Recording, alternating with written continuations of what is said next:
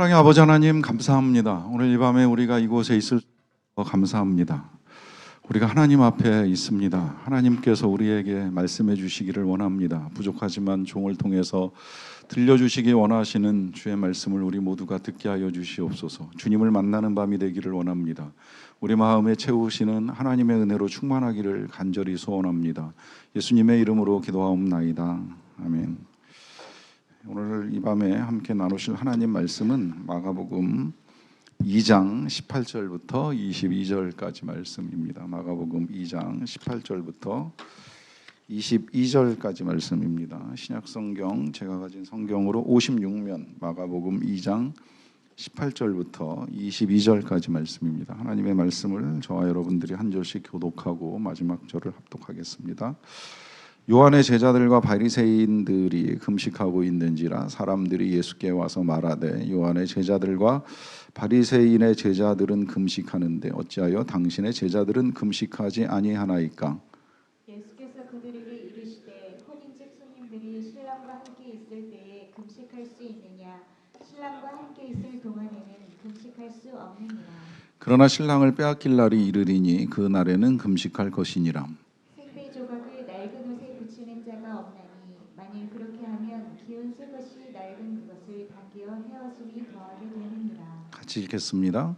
새 포도주를 낡은 가죽 부대에 넣는 자가 없나니 만일 그렇게 하면 새 포도주가 부대를 터뜨려 포도주와 부대를 버리게 되리라. 오직 새 포도주는 새 포도에 넣느니라 하시니라. 아멘. 오늘이 좀 특별한 금요일 밤이 아닌가 저는 개인적으로는 그렇게 생각을 합니다. 그렇게 생각하는 이유는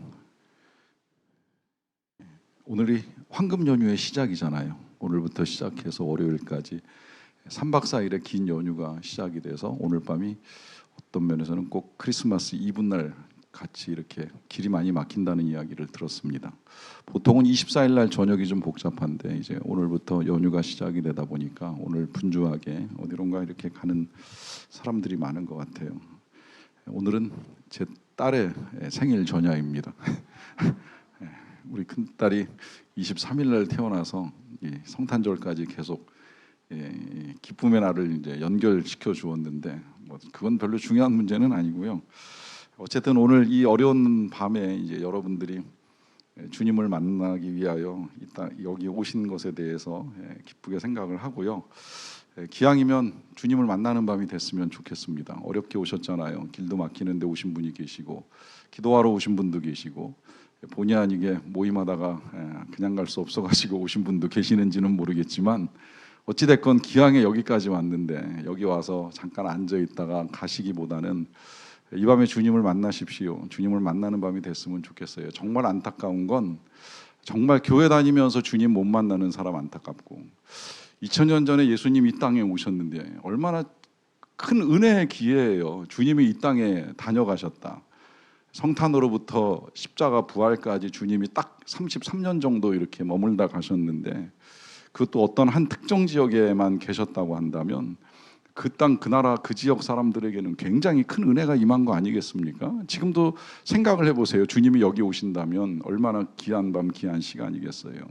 그런데 문제는 아무리 코앞에 주님이 나타나셔도 아무리 주님이 가까이 다가오셔도 심지어 그 주님이 우리의 마음의 문을 두드리셔도 만나지 못하는 사람들이 있어요. 문을 안 여는 사람도 있고 또 눈앞에 보이지만 그분이 진짜 하나님의 아들인가 의심하는 사람도 있고 또 주님을 만나고 주님을 받아들이기보다는 어떻게 해서든 책 잡고 문제점을 파악해서 그분이 문제가 있다 잘못되었다고 하려고 하는 사람들도 있습니다. 모든 사람이 주님 앞에 있다고 해서 주님을 만나는 건 아니라는 거예요. 그러니까 기왕에 교회까지 오셨으면 또 이 밤에 이 귀한 시간 남들은 뭐 정말 불금을 보내든지 연휴를 보내든지 각자 나름 중요한 시간을 보낸다고 한다면 오늘 이 밤이 저나 여러분들한테 귀한 밤이 됐으면 좋겠습니다. 오늘 이런 말씀을 드리는 이유는 이제 오늘 본문에 주님을 만나지 못하는 이 불행한 사람들에 대한 이야기가 나오고 또 그 사람들에 대해서도 우리 예수님이 말씀하시는 것이 이제 그대로 들어있기 때문인데요. 사람들이 예수님을 보면서 질문을 합니다. 먼저 18절을 보시면 요한의 제자들과 바리새인들이 금식하고 있는지라 사람들이 예수께 와서 말하되 요한의 제자들과 바리새인의 제자들은 금식하는데 어찌하여 당신의 제자들은 금식하지 아니하나이까 합니다. 자, 사람들이 질문을 하는 거예요. 뭐 당시에 바리새인들은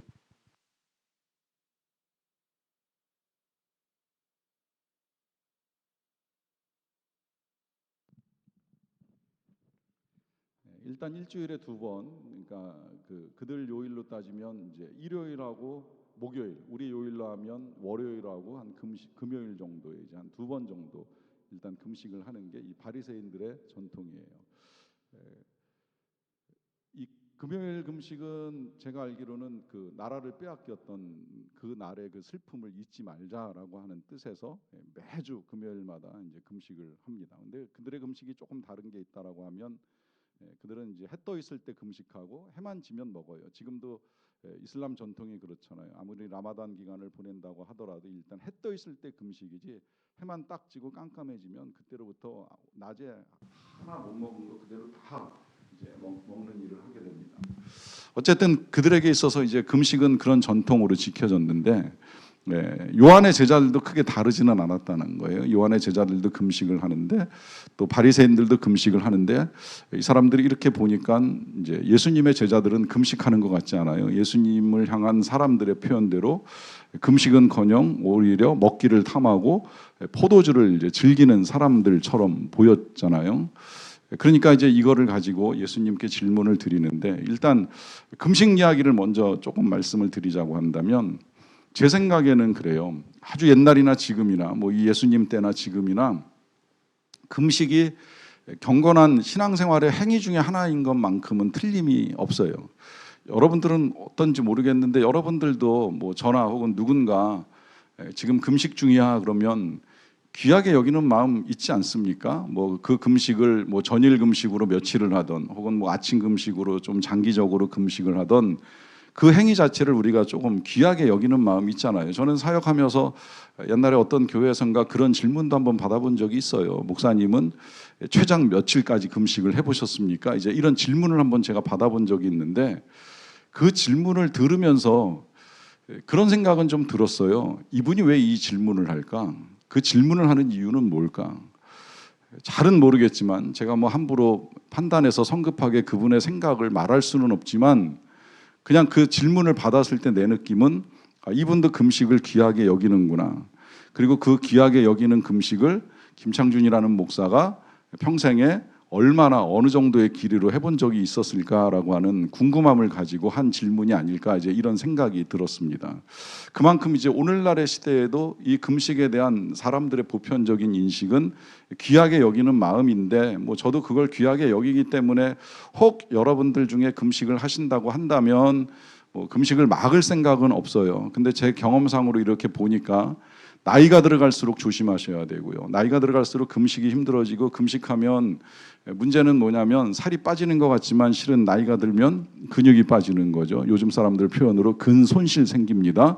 회복하는데 굉장히 어렵습니다. 그러니까 함부로 금식하면 다이어트 되는 것 같지만 실은 다이어트가 되는 것이 아니라 지방만 빠지고 근육만 빠지고 지방은 남아서 몸은 더 엉망이 될 수 있고 회복하는 데는 굉장히 시간이 많이 걸리기 때문에 조심해야 된다는 거예요. 그리고 혹시라도 금식을 하면 이 보식하는 방법을 모르는 분들이 아직도 계신 것 같아서 조금 설명을 드리는데 금식을 하면 원칙적으로는 금식한 날수대로 죽을 드셔야 되는데 사실은 금식한 날수대로 죽을 드시는 건 굉장히 힘이 들어요. 왜냐하면 금식하는 동안에 금식 해보신 분들은 아시겠지만 수없이 많은 메뉴가 머릿속을 스쳐 지나갑니다. 금식하는 기간 내내. 그래서 이 기간이 끝나고 나면 반드시 이걸 꼭 먹을 거야 라고 하는 목록이 한 10개 이상은 작성이 돼요. 그런데 그 목록들을 채우기 전에 죽부터 먹으라고 하고 그 죽을 3일 금식에 3일 먹어라, 5일 금식에 5일 먹어라 그러면 미쳐서 못 먹습니다. 그렇기 때문에 제가 경험상으로는 금식한 날수대로는 아니더라도 금식한 날수만큼 그 끼만큼은 죽을 드셔야 돼요. 3일 금식 하셨으면 3끼, 5일 했으면 5끼, 40일 하셨으면 40끼 정도는 죽을 드셔야 돼요. 안 그러고 금식했기 때문에 나 정말 아무거나 좀 먹고 싶어. 내가 먹고 싶었던 게 너무 많아. 그래가지고 이것저것 집어 먹으면 위장이 탈납니다. 그리고 회복이 안 됩니다. 이것도 제가 목회하면서 그런 분들을 여러 봤기 때문에 지금 알려드리는 거예요. 금식을 하고 나서 제일 먼저 먹고 싶었던 게 회였대요. 그래서 날회를 초장과 함께 열심히 드신 분이 지금까지도 위장에 탈나서 고생 많이 합니다. 또 제가 아는 선교사님은 금식 잘하는데 이분은 금식은 배웠는데 보양식을 안 배웠어요. 그래가지고 금식 끝나고 나면 꼭 패티 들어가 있는 햄버거 아니면 뭐 이렇게 스테이크 같은 걸 먼저 드신다고 하는데 그게 진짜 위장 갈라놓을 일을 만드는 거예요. 아주 위험한 거예요. 일단 금식하셨으면 보식을 잘해서 위장을 보호하고 난 다음에 그 다음에 이제 조금씩 채워 나가야 위도 보호하고 장도 보호하면서 건강하게 살아갈 수가 있는 거예요. 금식을 정말 무식하게 하면 안 돼요. 또 금식한답시고 누구처럼 물까지 먹는 거를 중단을 해버리면 그거 정말 죽기로 작정을 하고 하는 것인데 아주 위험합니다. 금식을 하더라도 물은 좀 드시면서 이 장의 길을 터놔줘야지만 나중에 다시 음식을 먹어도 소화하고 배변하는데 어려움이 없지, 모든 음식물을 완전히 끊어버리면 나중에 장이 유착돼가지고 이거 회복하는데도 이제 굉장히 어려움이 있거든요. 그러니까 어느 정도 기본적인 상식을 가지고 금식하시고 잘 모르겠으면 저한테 카톡으로라도 물어보시면 제가 조금이라도 도움과 지도를 해드릴 테니까 그렇게 진행을 하세요.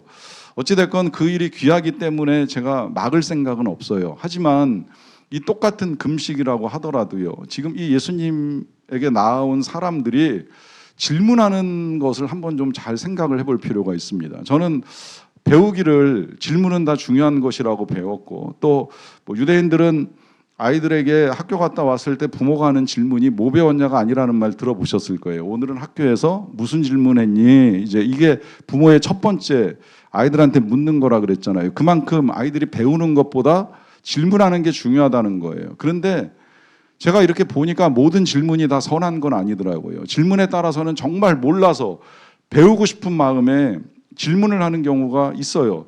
저도 가끔 그럴 때 있어요. 진짜 제가 잘 이해 못하는 것들은 우리 교역자들한테도 반대로 질문을 해가지고 의견을 구하거나 답변을 구하면서 배워나가는 것들이 있습니다.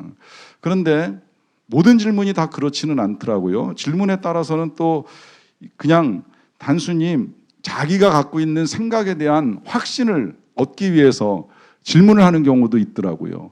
가끔은 저한테 뭐 목사님 이거 맞지요? 이거 옳지요라고 하는 식의 이제 질문을 하시는 분들이 있게 되는데, 이제 그렇게 되면 제가 그 생각이 옳든 그르든 아니라는 답은 못 하겠는 거예요. 이거 맞지요라고 하면서 내 답에 빨리 동의를 해주세요라고 하는 식의 질문을 하는데 제가 그것이 맞다 틀리다를 감히 어떻게 제가 이야기를 해주겠습니까? 그러니까 참 이런 질문은 몰라서 한다기보다는 자기 생각에 동의를 구하기 위한 질문일 수 있고요.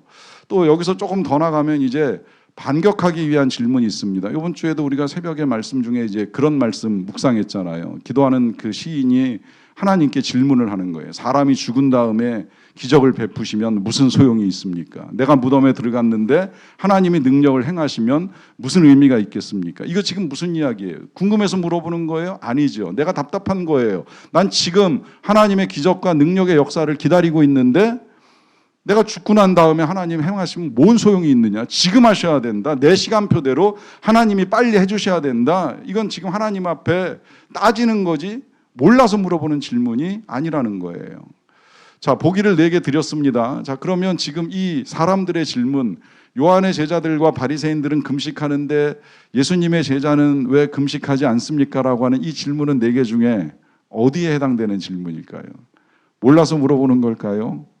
아니겠지요. 아니, 어쩌면 모를 수도 있어요. 예수님의 제자들이 왜 금식을 하지 않고 왜 예수님과 그 제자들은 늘 먹으러만 다닐까? 왜 먹기를 탐할까 하는 의문을 가진 질문일 수도 있어요. 하지만 당시 사회 분위기는 금식 자체를 워낙 귀하게 여기고 그걸 통해서 경건과 신앙을 나타낸다고 여겨왔었기 때문에 예수님의 제자들이 금식을 안 하는 문제는 실은 예수님이 금식 안 하는 걸 시비하고 싶었던 거예요. 제자들을 공격하고자 하는 생각을 넘어서서 이 제자들을 이끌고 있는 예수님, 당신은 왜 경건하지 않습니까? 하는 따짐을 하고 싶은 거지요. 이 질문 자체가 그렇게 이제 선해 보이지 않습니다. 근데 언제나 그래요.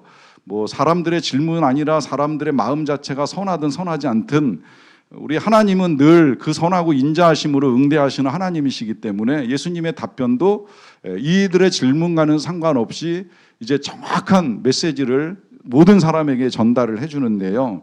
그 첫 번째 답이 이렇습니다. 19절인데요. 예수께서 그들에게 이르시되 혼인집 손님들이 신랑과 함께 있을 때에 금식할 수 있느냐?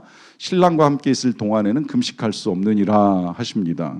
자, 여기서 이제 예수님이 또 비유를 가지고 설명하십니다. 그 비유는 다른 것이 아니라 손님들이 신랑과 함께 있는 자리에서 금식할 수 있겠느냐? 신랑과 함께 있으면 금식할 수 없다. 이건 뭐 너무 명백한 사실이지요. 혼인잔치집에 갔는데 이 혼인잔치는 제가 주일에 몇 번 말씀드렸지만 가장 큰 잔치고 가장 귀한 잔치예요. 옛날에도 그랬고 지금도 그래요. 옛날 더더욱 그렇습니다. 이 혼인잔치는 진짜 배고픈 사람이 실컷 먹을 수 있고 가난한 사람도 함께 풍요를 경험할 수 있는 굉장히 은혜의 잔치예요. 이 자리에는 큰 기쁨이 있기 때문에 그야말로 이 혼인잔치의 기쁨이 사라지면 이제 모든 기쁨이 사라졌다고 할 수 있을 만큼의 큰 잔치입니다. 그런데 그 자리에 와가지고 금식을 하겠다. 이건 말도 안 되는 이야기라 하는 것이죠. 뭐 이거 요즘 같으면 진짜 여러분들도 송년이라 뭐 이런저런 식사 자리가 있으신 줄 모르겠지만 그런 송년 식사 자리에 와가지고 다들 즐겁게 먹으려고 하는 그 시간에 난 금식 중이라 좀 어려워 이렇게 말을 하게 되면 뭔가 이렇게 먹는 사람들이 미안한 마음도 들 수 있고 불편한 마음도 들 수 있는 이제 그런 상황이 돼버리고 마는 거예요. 근데 지금 예수님은 그 비유를 통해서 이제 금식을 할 수 있느냐 없느냐의 문제를 가지고 정리를 해주시는데 이때 우리 예수님이 특별히 혼인집 신랑과 함께 있는 것을 강조합니다. 왜 그럴까요? 예수님은 계속 그 사실을 알려주고 계시는 거예요. 예수님이 신랑이시고 우리는 다 신부라는 사실, 신부가 아니라고 하면 신랑의 친구들이라는 사실을 일깨워주면서 우리 예수님은 신랑, 우리가 맞이해야 될 신랑, 또 더 나아가서 함께 기쁨을 누려야 될 신랑이라는 사실을 계속 알려주고 계시는 거예요. 그러니 그 신랑과 함께 있을 때, 신랑이신 예수님과 함께 있을 때에 금식할 필요가 없다라고 하는 것입니다. 왜 그럴까요?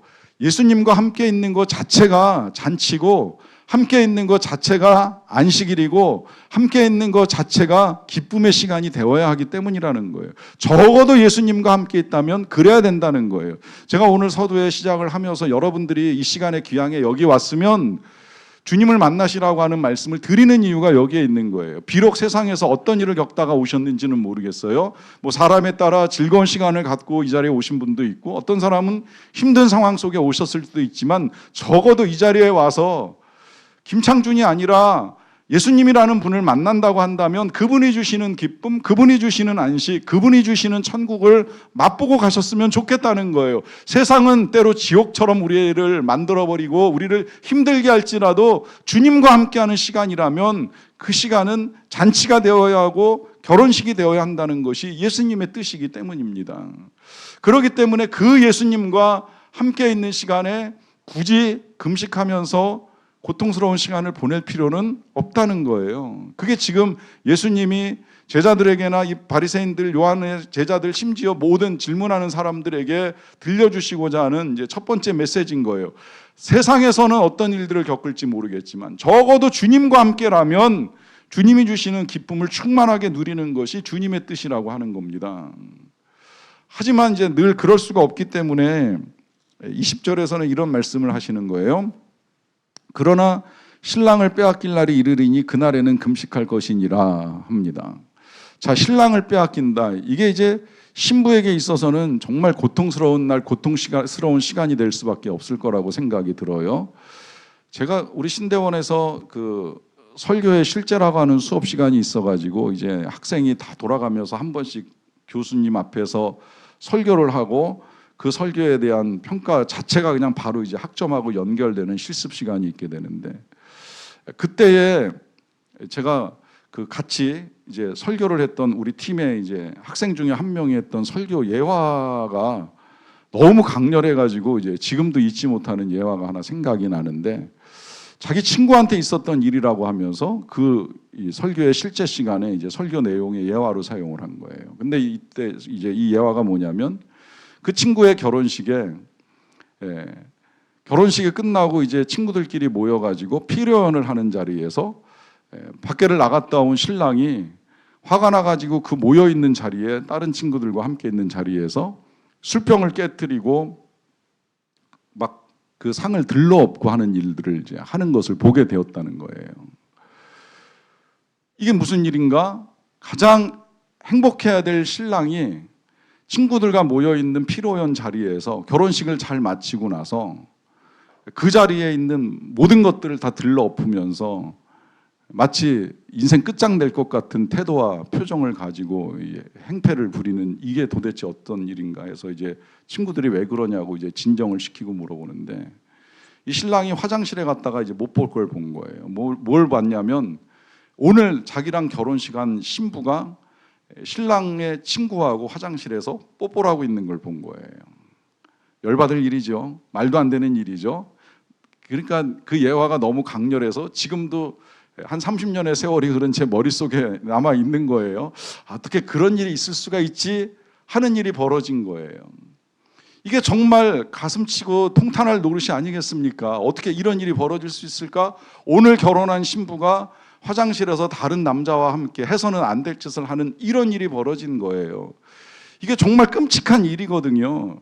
지금 오늘 예수님이 그런 비유를 지금 하고 계시는 거예요. 신랑을 빼앗겼다? 아니면 신부를 빼앗겼다 그러면 빼앗긴 신부나 신랑 입장에서는 그야말로 어떤 짓을 벌릴지 모르는 그런 날이 돼버린 거잖아요. 그걸 오늘 예수님은 신랑을 빼앗겼다면 그날 금식하라고 말씀을 하십니다.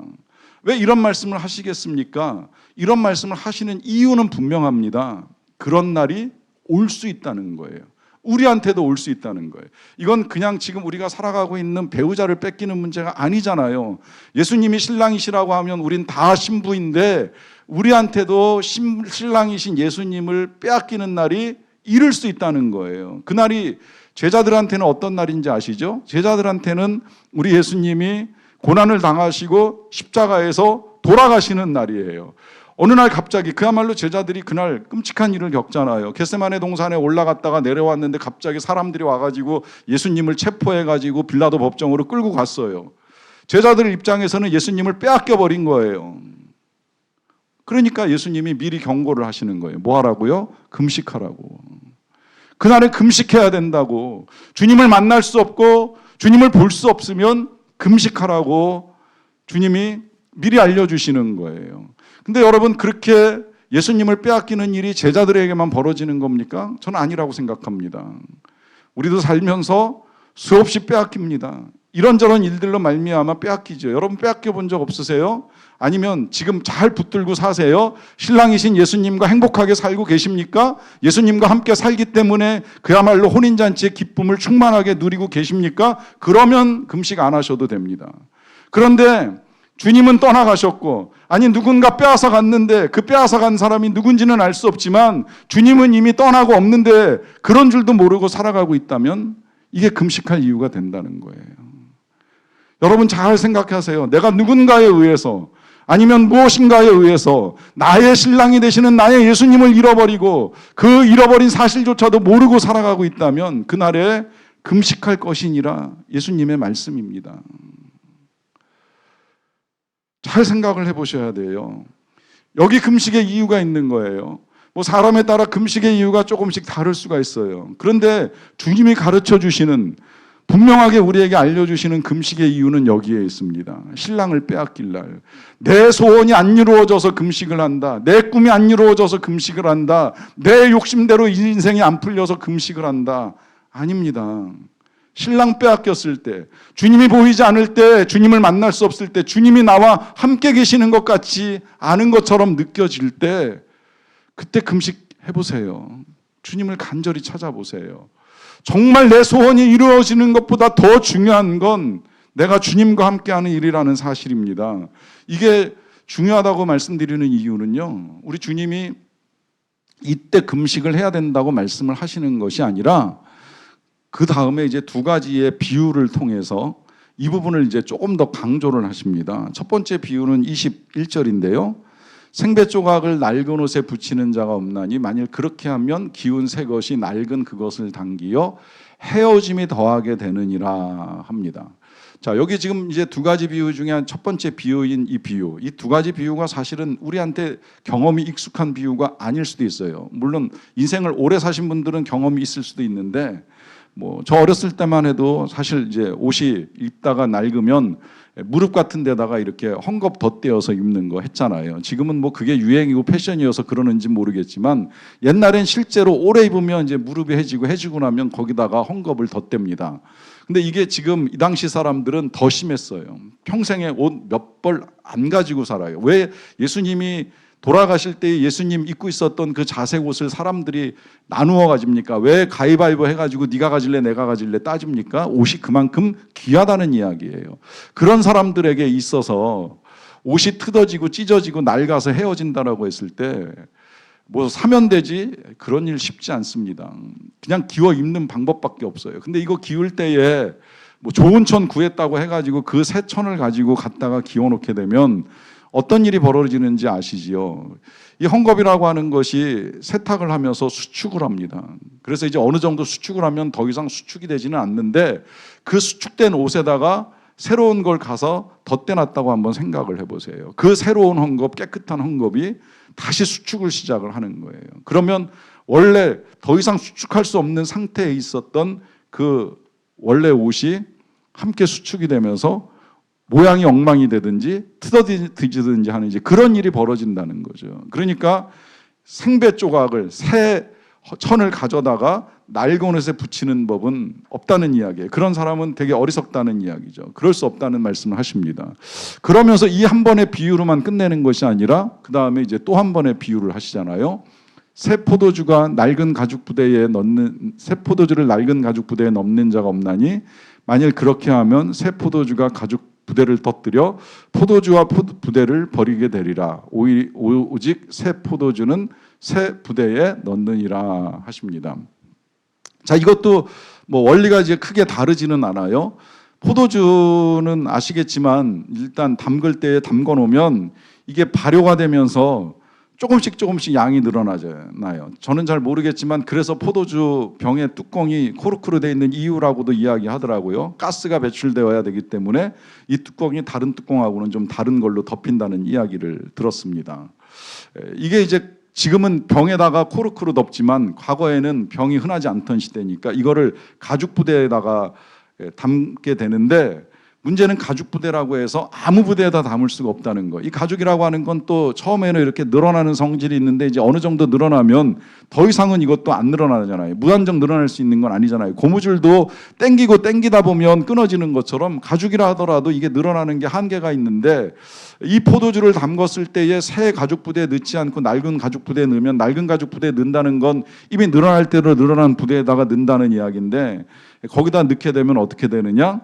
포도주가 발효하면서 결국은 부대가 터져가지고 부대도 버리고 포도주도 버릴 수밖에 없게 된다는 거죠. 그러니까 새 포도주는 반드시 새 부대에 넣어야 한다라고 하는 것이 예수님의 비유입니다. 중요한 건 지금 이 상황에서 금식 이야기를 하시다가 왜 예수님께서 이 두 번의 비유를 통해서 금식에 관한 예수님의 메시지를 강조하시는 이유가 무엇이겠습니까? 다시 말씀을 드리지만 우리 예수님께서 이 땅에 오셨다는 사실은 아주 신비한 일이고 그리고 특별한 은혜예요. 하나님이 이 땅에 하나님의 아들이 이 땅에 오셨다. 정말 신비스러운 일이잖아요. 한 여인이 성령으로 잉태하고 그 잉태된 아기를 낳고 키우는 이 모든 과정, 그렇게 해서 성장한 아이가 어느 날 이제 성인이 되어서 세례를 받고 난 다음부터 사람들을 고치고 여러 가지 기적과 능력을 행하시면서 하나님이 하시는 그 모든 일들을 보여주실 때 여기 굉장한 신비가 있지만 그 신비보다 중요한 건 하나님의 은혜인 거예요. 하나님이 이 땅에 현존하시면서 그 하나님의 일하심을 확실하게 많은 사람들에게 보여주시는 아주 특별한 은혜가 임한 거예요. 그 은혜가 임했기 때문에 지금 사람들에게 있어서 필요한 건 뭐냐면 그 은혜를 담기만 하면 되는 거예요. 그 은혜를 담으면 그야말로 이제 그 은혜와 함께 굉장히 풍성한 삶, 예수님이 우리에게 주기 원하셨던 생명과 풍성한 삶이 예비되어 있고 그러한 삶을 살아갈 수가 있는 거예요. 근데 그러려면 어떻게 해야 돼요? 그러려면 부대가 새 것이 되어야 하는 거예요. 포도주의 은혜는 넘치는데 부대가 새 것이 안 되면 그 부대에, 낡은 부대에 포도주를 담아봐야 부대가 터지는 꼴밖에 안 일어난다는 거죠. 지금 이 일이 어디에서 일어나고 있는 거예요? 바리새인들한테 일어나고 있는 거예요. 또 지금 예수님한테 질문한 사람들한테 일어나고 있는 거예요. 주님은 오셔서 주님과 함께하는 기쁨, 주님과 함께하는 은혜와 능력들을 충만히 나누고 싶어 하시는데 지금 예수님 뭐 하시나? 나쁜 눈으로 바라보고 이상한 질문으로 시비하고 하는 이런 사람들의 마음에는 예수님이 담길래야 담길 수가 없는 거예요. 그러니까 터져버리는 결과들을 가져오는 거예요. 감당 못하고 터져버리는 결과를 갖고 오게 되는 거죠. 그러니까 예수님이 말씀하시는 거예요. 이제 예수님과 함께하는 이 새 은혜, 새 포도주를 담으려고 하면 어떻게 해야 되느냐? 새 부대가 되어야 한다. 오늘 찬양 중에 그 가사가 들어있잖아요. 새 부대가 되게 하여 주사. 새 부대가 되어야 되는 거예요. 자, 문제는 그럼 우리가 어떻게 새 부대가 되겠어요? 여러분, 우리는 새 부대가 될 수 있는 건가요? 없는 건가요? 여러분, 이 새 부대의 문제를 잘 생각을 해보세요.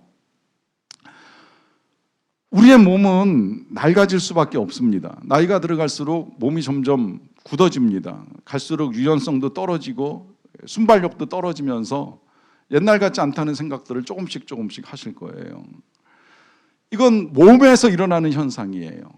그런데 몸이 그렇게 굳어간다고 해서 마음마저 굳으면 안 됩니다. 여러분, 마음은 날로 새로워져야 돼요. 그래서 새로워지는 게 어려우면 기경이라도 해야 되는 거예요. 묵은 밭에 새로운 씨앗을 뿌리려고 하면 밭을 갈아엎는 수고가 필요한 거예요.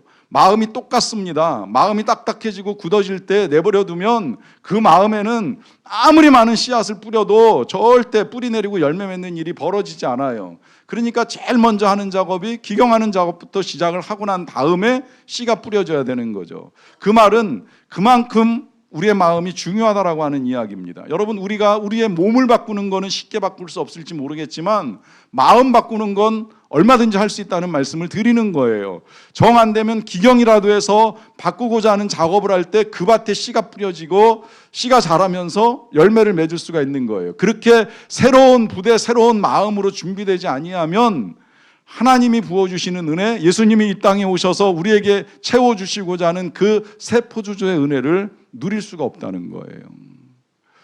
제가 목회를 하면서 여러분들하고 복음을 나누지 않습니까? 이제 복음을 나누고 이제 사람에 따라서는 스텝 1을 하신 분이 계시고 스텝 2까지 지금 들어가신 분들도 꽤 많아요. 스텝 2를 마친 분도 많으세요. 자, 이 스텝 1에서 배웠던 내용을 이제 스텝 2에서 다시 한번 복습을 하면서 시작을 하는데 그 질문이 나오잖아요. 여러분, 복음은 무엇이라고 알고 계십니까? 그리고 그 복음을 누리셨습니까? 못 누리셨습니까? 어떻게 누리셨고 못 누리셨으면 왜 그렇다고 생각을 하십니까? 라고 하는 질문으로 시작이 되잖아요. 자, 이 질문을 제가 지금 또 꺼내는 이유는 지금도 여러분들께 여쭤보고 싶은 거예요. 복음을 명확히 알고 계십니까? 그리고 그 복음을 누리고 계십니까? 복음 안에서 하나님을 누리고 계십니까? 질문을 드리면 뭐 복음에 대해서 이해를 가지고 계신 분도 계시고 잊어버리신 분도 계실 수는 있어요. 뭐 그런데 안타까운 건 뭐냐면 이해하든 못하든 잘 안 돼요, 어려워요, 이제 이런 답변들을 듣게 되는 경우예요. 잘 누리지 못하고 있는 것 같아요. 왜 그럴까요? 왜 누림이 그렇게 어려운 걸까요? 예수님은 이 땅에 오셨는데 그 예수님을 왜 바리새인들은 누리지 못하고 원수처럼 적처럼 대적하고 상대했을까요? 주님이 힘들게 하기 위해서 오셨을까요? 그들을 괴롭히기 위해서 이 땅에 오셨을까요? 제자들을 힘들게 하시기 위하여 주님이 이 땅에 임하셨을까요? 주님이 이 땅에 오신 목적, 우리에게 임하신 목적, 너 나 믿고 한번 고생 좀 해보라고 오셨을까요? 아니잖아요. 그런 주님이라면 믿을 필요 없다고 제가 자주 말씀드립니다. 주님은 사랑이시고 선하시고 인자하신 분이신데 그분을 누려야지, 그분이 짐이 돼서 그분과 적당히 사회적 거리두기 하면서 살아가고 있다면 우리가 이 신앙을 지켜나가는 이유가 도대체 무엇입니까? 여러분, 하나님을 누리셔야 돼요. 근데 왜 우리가 하나님 누리는 걸 어려워할까요? 혹시 우리가 낡은 가죽 부대를 그냥 갖고 살아가고 있는 건 아닌가요? 늘 해오던 대로, 이전에 알던 방식대로, 내가 믿어온 그 원칙대로만 내 신앙을 고집하고 살아가고 계시는 것은 아닌지요. 분명히 여러분들께 생각의 틀을 바꿀 기회들을 드렸습니다. 앞으로도 그런 기회는 우리에게 전 주어진다고 생각을 합니다. 우린 절대 주인이 아니라는 거예요. 오늘도 그런 고백을 들었어요. 내가 주인이 아닌 걸 알면 누릴 수 있었어요. 내가 주인이 아니니까 편안해요. 오히려 주인이 아니니까 맘 편하게 인생과 모든 것들을 대할 수 있어요라고 하는 귀한 고백을 제가 오늘 아침에도 들었습니다. 맞아요. 그게 복음이에요. 다 하나님 거예요. 나도, 내 인생도, 교회도, 나의 자녀들도, 내 재산도, 건강도 다 하나님 거라 언제든 하나님 달라 그러면 드려버리면 맘 편한 거예요. 복잡하게 생각할 게 아무것도 없어요. 주신 범위 안에서 가진 것 가지고 누리다가 부르실 때 가면 이게 복음이고 이게 인생인 거예요. 자꾸 내가 주인 노릇하려고, 왕 노릇하려고 애쓰고 발버둥 치니까 우리 인생이 힘들어진 거예요. 그거 아닌 걸 알기 위해서 예수님이 오셔가지고 계속 우리를 일깨워주고 계시는 거예요. 들은 대로 믿고 받은 대로 누리시면 돼요. 매일 아침 고백하시면 되는 거예요. 그래요. 주님, 나는 주인 아닙니다. 주님이 주인이고 다 주님 것입니다. 나는 죄인일 뿐입니다. 이 죄인을 향해 모든 것들이 다 감사합니다. 구원의 은혜, 자네 삼아주신 은혜, 공급하시는 은혜, 품어주시는 은혜, 인도하시는 은혜, 매일 감사하시면 누릴 수 있는 거예요. 마음을 바꾸세요. 새 부대가 되게 해달라고 찬양하시고 간구하세요. 마음이 바뀌면 포도주가 담기는 거예요. 담기면 새로운 삶이 시작이 되는 거예요.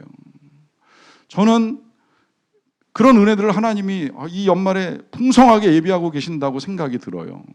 내일 모레 있을 저 성탄 축하 발표회도 그렇고 또 그 다음날 예배도 그렇고 시간 이게 다 지금 포도주를 담는 시간인 거예요. 더더군다나 올해 이제 지나가면 새해 시작하자마자 금년에 특별하게 부흥회가 준비되는데 이 부흥회도 어찌되었건 하나님이 우리에게 주시는 또 다른 포도주의 기회이구나, 새로운 은혜를 맛볼 수 있는 기회이구나, 모처럼 만에 강사가 와서 또 특별한 시간을 우리에게 주실 것이라고 하는 나름의 기대가 있습니다. 담으려면 부대만 준비하면 되는 거예요. 새 마음, 새 부대를 가지고 채워나가면 되는 거예요. 들은 대로 믿고 믿은 대로 살면 되는 거예요. 여러분, 이것이 주님과 함께하는 은혜입니다. 이것이 주님이 오늘 이 밤에 비유를 통해서 저와 여러분들한테 일깨워 주시는 거예요. 주님으로 말미암는 새 포도주가 언제든 우리 앞에 예비되어 있는데 행여 낡은 습관과 낡은 신앙의 전통과 낡은 나의 지식과 낡은 나의 경험을 가지고 주님의 은혜를 제한하지 마시라는 거예요. 여러분, 때로는 우리에게 좀 마음을 여는 지혜와 열린 생각들이 필요해요. 난 이거는 할 수 있는데 이건 할 수 없어. 난 이건 좋은데 이건 싫어. 그 자체가 하나님의 은혜를 막는 큰 바위돌이 되는 거예요.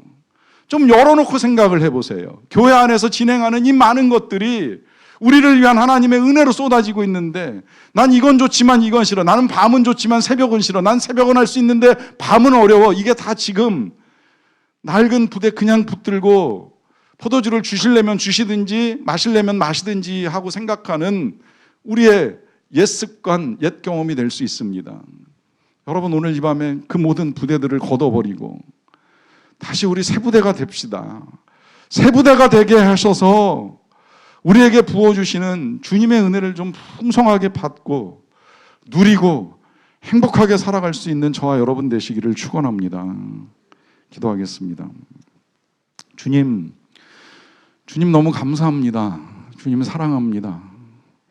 이 땅에 오시고 우리에게 오셔서 참으로 귀한 생명, 귀한 은혜 주시기를 너무 원하시는데 하나님, 우리는 우리의 생각, 우리의 경험, 우리의 지식, 우리의 습관에 너무 오래 갇혀 있었습니다.